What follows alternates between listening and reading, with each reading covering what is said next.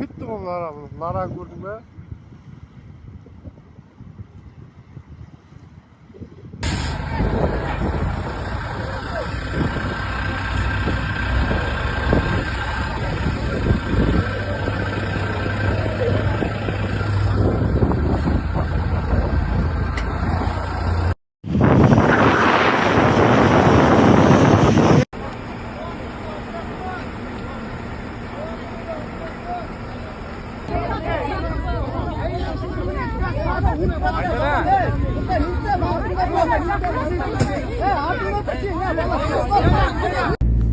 Сағызға қарай өтетін жақ ема күй жоқ, су басып кетті, трассының үстін бар ғой.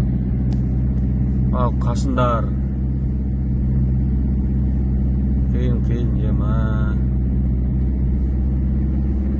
өжелер сәлсеп қалындап жатыр.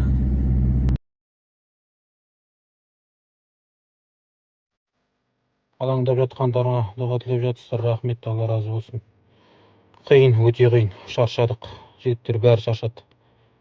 Миялының мына шетін жарып кетіп жатыр, бір шетін жарды, оған тағы қарсы дамбы соқты.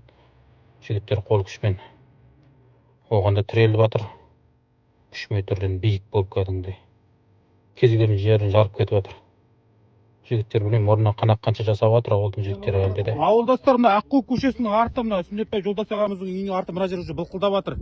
Қол күш керек, күрек аз, қапшық келген жоқ әлі. Машина техника кіре алмайды. Техника кіре алмайды, адам күші керек мына жерде. Жігіттер шаршады міне. Мына өзінің деңгейінен асып кеткен, негізі тек мешоктың күшімен ұстап тұр мына жерде. Физически мүмкін емес болып жатыр кәдімгі мына жер. Аққора суға кетіп жатыр. Тек мешоктың өзімен ұстап тұр. Ал жиналайық ауылдастар, мына басшылар жіберіңіздер осы жаққа да. Әрең ұстап жатыр мына жігіттерде. Мына Құсан Аққу көшесінің артындағы Сүндетбай Жолдас ағамыздың, Тағдыр Амангелді ағамыздың үйінің артына көмек керіліп жатыр, бірақ аз әлде де. Жиналайық, келейік. Бұл жерге техника кірудің өзі де қиын. Сондықтан күрек керек, қапшық керек. Міне су дейді уже мынандай болып тіреліп тұр. Тек қапшықтың күшімен тұр. Құсан Аққу көшесінің арты түгелді уже тіреліп жатыр. Келейік ал.